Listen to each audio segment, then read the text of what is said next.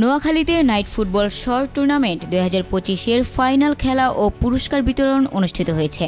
বুধবার রাতে বেগমগঞ্জ উপজেলা মিয়ারপুর সংলগ্ন ৮ নং ওয়ার্ড হাজীপুর বাংলাদেশ জামায়াতে ইসলামী যুব বিভাগ চৌমুহনী পৌরসভার আয়োজনে এই ফাইনাল খেলার পুরস্কার বিতরণ অনুষ্ঠিত হয়। পৌর হাজীপুর ৮ নং ওয়ার্ড যুব বিভাগের সভাপতি কামরুল ইসলাম এর সভাপতিত্বে প্রধান অতিথি হিসেবে উপস্থিত ছিলেন জেলা জামায়াতের সেক্রেটারি বেগমগঞ্জ ৩ আসনের সংসদ সদস্য পদ প্রার্থী মাওলানা Borhanuddin.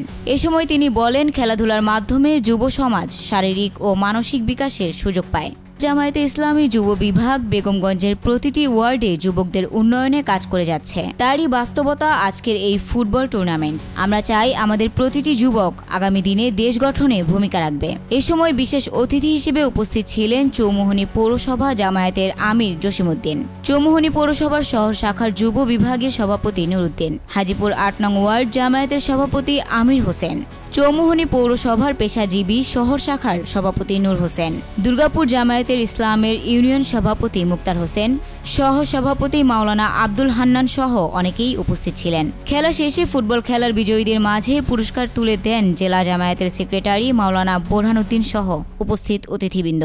Desk report, news Times.